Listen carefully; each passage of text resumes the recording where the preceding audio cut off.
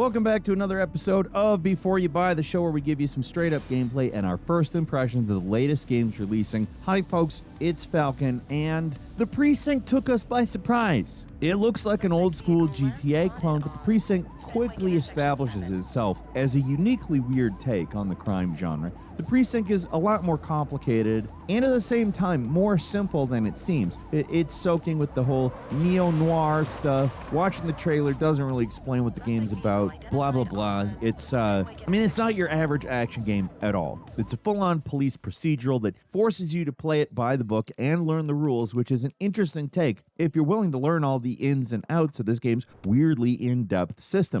For the $25 price tag, I might add, it's also surprisingly ambitious. And nowadays, ambitious often means tries and fails to do something bigger than what it clearly is capable of doing. That's not the case here, even though it isn't quite as much of an open world game as it looks. So the Precinct is a light police simulator with arcade shooting and driving that's ideal for quick sessions. You can run your daily shift, earn XP by bagging perps, collect vital evidence to progress major cases, and incrementally push the story forward little by little just by doing your day job. And it all looks great from a top-down perspective that feels very much like an early GTA game, even if you're playing the opposite side of the law. The perspective is the only thing that makes it feel like GTA, though, because the Precinct is its own beast. You're mostly dealing with random events with the gameplay. There's a lot of major scripted story beats happening every few days, maybe after collecting enough evidence. We'll talk about that later. The story doesn't really matter here, even if there are some intriguing plot threads early on. That's because as much as the Precinct wants to be a serious game with some cheesy charms, the actual story is pretty dry. The characters fit all the stock archetypes that you'd expect. There's angry police chief, grizzled detectives, crooked cops who work with the gangs. Your partner was days away from retirement. It's so standard that it feels intentional.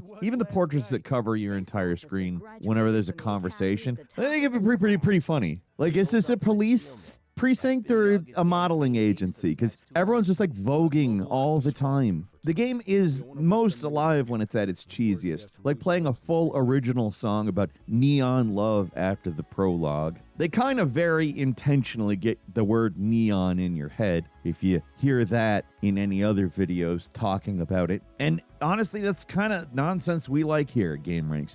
Sadly, it's pretty light in the dozen hours we've played so far. There's no real edge to the plotting here. It's not necessarily a bad thing, I will say, but it just says a lot about the game's priorities. Sometimes the Precinct really feels like it's from a different era. Your partner talks about the gritty streets where everyone's fighting to survive, but you'll never see a hooker and you'll never hear a curse word because that crosses the PG-rated threshold, and, well, they don't do that here. No blood. Drugs are generalized as narcotics, and only the most basic lip service is provided to police corruption. Even when you're chasing down some criminal scum, the barks that your police guy can shout out sound slightly bored. It's as sanitized as a police game can be on the artistic side of it, at least. Even if you hit civilians, they'll roll off in front of your car and get back up like nothing happened. The Precinct is here to make you feel like a policeman with the gameplay. The story just exists to add a little texture to the experience. Not every game needs deep characters or an enthralling story, and I want to note pretty heavily, this isn't a criticism. Sometimes just something is good enough, and that's where the Precinct floats whenever a story cutscene pops up. Flat out, the story is just not the greatest, but the gameplay is what keeps us coming back. Now, I know that some people can't get past weirdly stiff voice acting and character portraits and stuff, like all that stuff, but if you can, the 3D graphics are exactly what we want. From your God's Eye perspective, you're riding around expressive city environments with neon glows that look especially good at night, and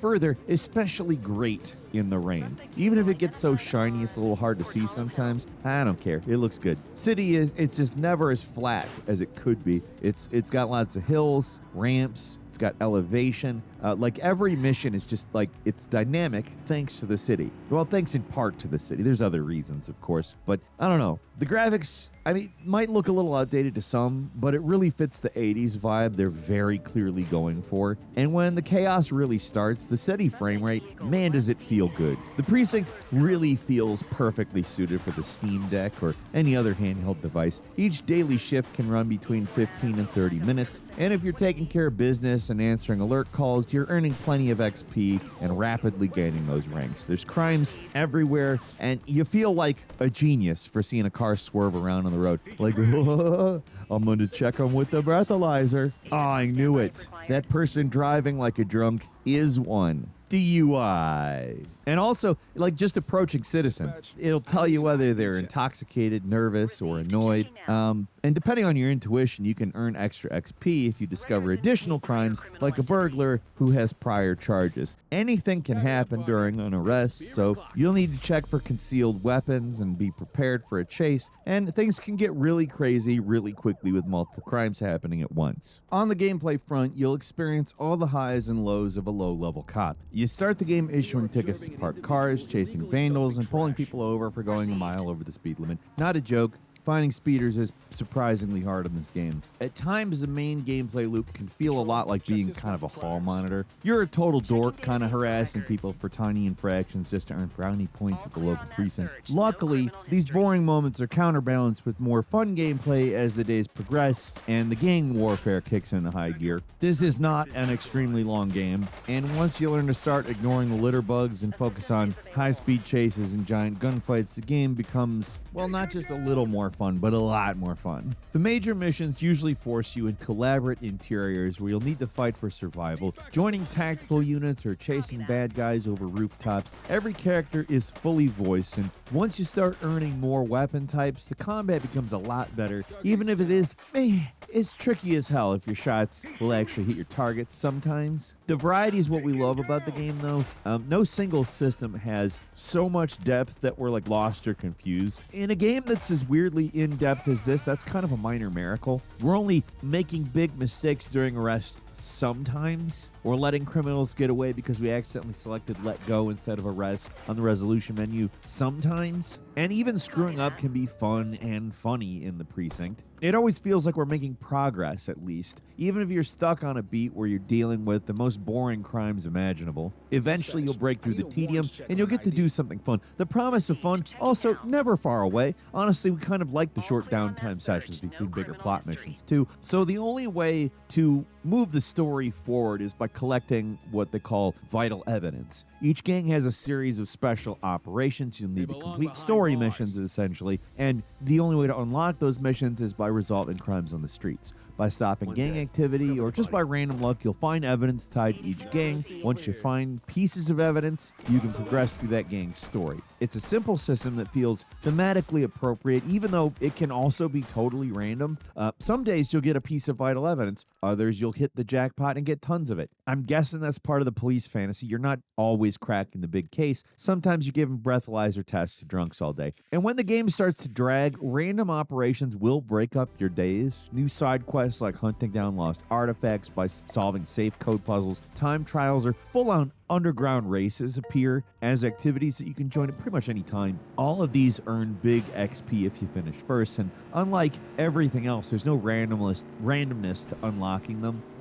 These little jobs can be done at any point during your daily shift, which is also a little weird when the main guy arrives at a street race in full uniform and instantly changes into his street clothes and swaps cars to go undercover and nobody notices. It's all in the name of fun, though. The simulation elements are strictly light, and a lot of them can be ignored completely. Like, you could drag every arrested suspect back to the police station and book them personally, and it even gives you an XP boost to do, but you can save a lot of time by letting somebody else do it. If you lose your police car, you can call in a new one at any time, just magically appears nearby. The simulation's fudged in the name of gameplay, except shooting. For whatever reason, you can't resupply your ammo from fallen weapons while in the middle of a gunfight. You need to find an ammo crate or use your police car trunk. It's a big issue at the start of the game where you'll run out of ammo often during the bigger gunfights and the main story missions, but a few upgrades and extra weapon slots make the problem way less annoying. And thankfully, you earn new upgrades pretty often. For a game more or less about tedious busy work, the actual tedious part is kept to a minimum due to the basic structure of the game. You're always on a time limit, so you're always rushing to prioritize the best and quickest crimes with the biggest payoff. What really surprised us is just how the game is structured. It's not GTA at all. Instead of following a standard open world format, you choose a shift type at the start of each day. The shifts determine what kind of activities you'll focus on in your session. Like, you can choose to patrol on foot in search of vandals, drug dealers, or burglars. You can ride your cruiser, stop drunk drivers at night. No matter what you do, you basically follow the law. Like, you can drive recklessly and smash up everything inside, but you'll earn negative XP for making false arrests, hurting civilians, or making mistakes. And making mistakes surprisingly easy. Instead of just arresting suspects, you'll need to follow procedure. There's a huge police handbook that you can peruse to earn the most points, and thankfully, you can mostly follow your intuition and logic from police shows, for instance, to basically know what you can and can't do. Don't shoot anyone for speeding, Do charge someone for assault if they're shooting guns wildly at everything.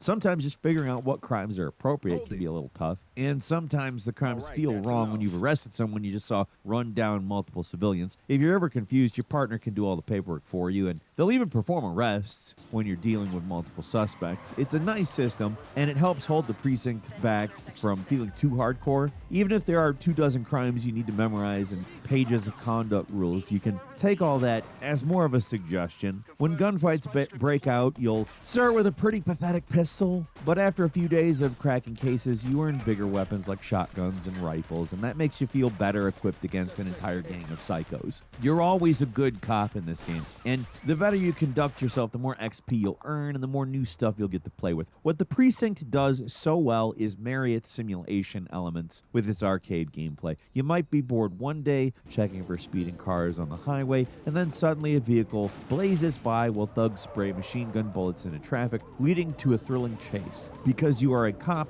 one of the most fun aspects of the game is you can call backup at any time, too. When you're involved in a crime, the meter will fill and allow you to call for a cruiser, more uniforms on the ground, or sometimes even a helicopter. As long as some police presence has eyes on your perp, they'll always stay on the map, and your allies can always resolve a crime for you. You still get the credit. Some of the most fun chases are done in a helicopter as you call for backup or lay spike strips or smash the suspect to smithereens. If you've run out of stamina, you can summon a cop buddy to tackle your perp all the way across the screen, and it's always satisfying to see. The Precinct is a really ambitious game that balances boring police procedure with complete chaos somehow, in a way we haven't really seen since SWAT 4. It's not perfect. The graphics look a couple of generations old. The voice acting is competent, but it's a little flat, kind of boring. Some days you're stuck pulling over litter bugs instead of actually doing anything, but when all the gameplay systems of the Precinct are working together, this might be your favorite police simulation game. It's unlike anything we played in a long time. Gotta book this one under recommend. But what do you think? Leave us a comment, let us know. If you like this video, click like. If you're not subscribed, now's a great time to do so. We upload brand new videos every day of the week. Best way to see them first is, of course, a subscription, so click subscribe. Don't forget to enable notifications, and as always, we thank you very much for watching this video. I'm Falcon. You can follow me on Twitter and book me on Cameo at Falcon the Hero. We'll see you next time right here on GameRanx. Need backup at my location. 10-4.